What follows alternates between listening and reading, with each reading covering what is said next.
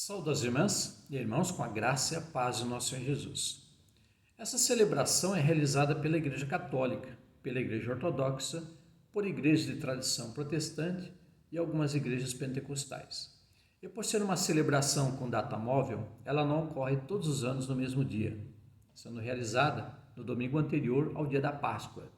Ela marca a entrada triunfal de Jesus na cidade de Jerusalém e é relatada nos Evangelhos. Mateus 21, versículos 1 a 11, Marcos 1, Lucas 19, versículos 28 a 44 e João 12, versículos 12 ao 19. Algo que marca essa celebração na Igreja Católica e algumas igrejas de tradição protestante é a distribuição de folhas de palmeiras ou outras para seus membros utilizarem durante a liturgia da atividade cultica nesse dia. De fato, pelos relatos evangélicos, a entrada triunfal de Jesus em Jerusalém acontece uma semana antes de sua ressurreição. Podemos observar que Jesus havia ordenado que seus discípulos lhe trouxessem um jumento para que ele pudesse entrar montado em Jerusalém. E o que acontece nesse episódio é que Jesus, já sendo bem afamado na região, teve uma recepção sem igual na entrada da cidade. O povo começou a lançar diante dele seus mantos e pequenos ramos de árvores, ao mesmo tempo em que entoava parte do Salmo 118, versículos 25 e 26. Salva-nos agora, te pedimos, ó Javé. Ó Javé, envia-nos agora a prosperidade. Bendito seja aquele que vem em nome de Javé. Da casa de Javé, os abençoamos. Agora surge a pergunta que é sempre constante. Por que Jesus entrou na cidade montado num jumento e não num cavalo? Isso tem a ver com a tradição oriental de que o cavalo é um animal de guerra e o jumento um animal pacífico. Assim, se um rei quisesse guerra, entrava montado no cavalo, mas se quisesse paz, montava no jumento. E quando Jesus entra montado no jumento, ele o faz como príncipe da paz e não como um príncipe amotinando o povo para a guerra.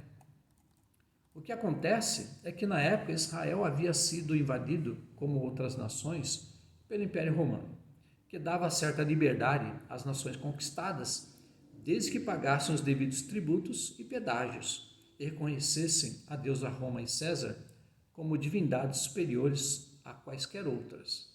Era a política conhecida como Pax Romana. Você tem liberdade de ir e vir, fazer comércio e etc., desde que respeite essas determinações. Entretanto, tanto os discípulos de Jesus como a nação se decepcionou com Jesus porque ele não veio para libertar a nação da opressão do Império Romano, mas para libertar a nação do pecado do Império das Trevas.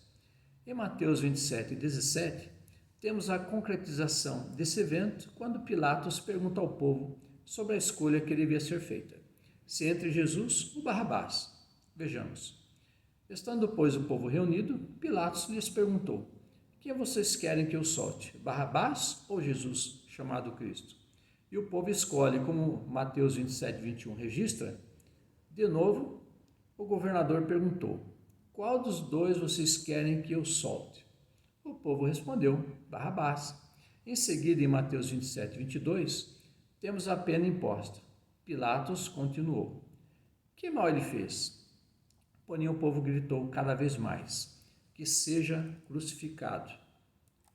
E agora chegamos ao martírio de Jesus, em João 19, 17. Jesus, carregando ele mesmo o madeiro, saiu para o lugar chamado Calvário, Gólgota em hebraico.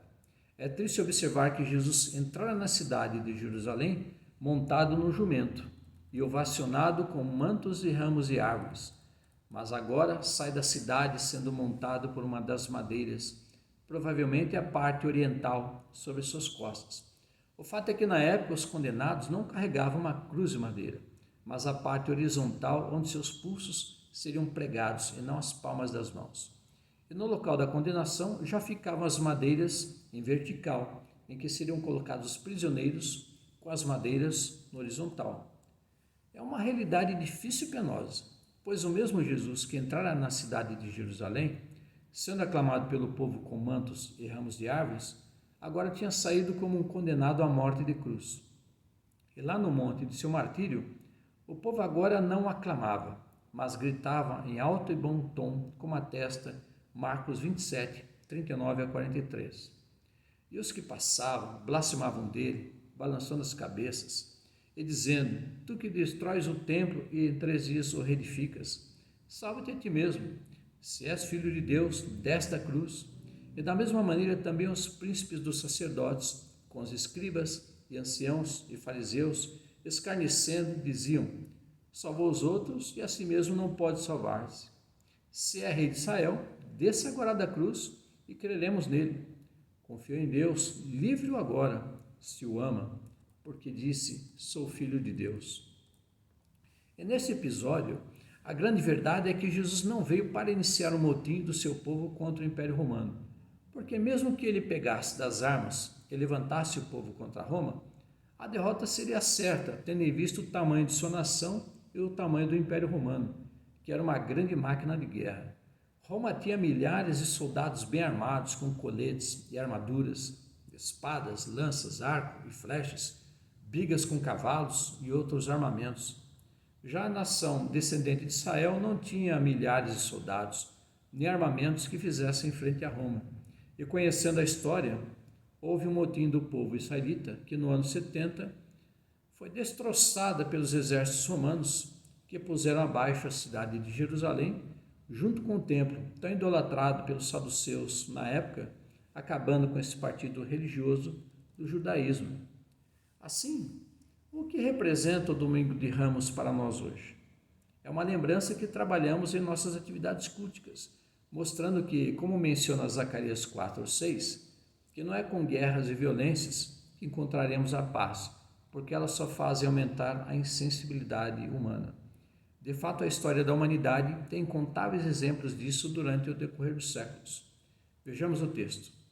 E respondeu-me, dizendo: Esta é a palavra do Senhor a Zorobabel, dizendo: Não por força, nem por violência, mas sim pelo meu Espírito, diz o Senhor dos Exércitos. Por isso, somos chamados como igreja terrena de Jesus a pregoarmos as boas novas da salvação em Cristo Jesus e darmos continuidade à implantação do reino de Deus. E não é com armas como Jesus bem disse certa vez em Mateus 26:52, guarda a espada, pois todos os que empunham a espada pela espada morrerão. Isso nos lembra um dito interessante: quem com ferro fere, com ferro será ferido. Assim, o desejo de Deus para conosco é a busca da comunhão, em que todos os habitantes da terra busquem também a comunhão com Deus Trino, Pai, Filho e Espírito Santo. Assim como Jesus, nossa missão é levar a paz, o amor, o perdão e a justiça às pessoas à nossa volta, e servirmos e não sermos servidos. Assim, oremos.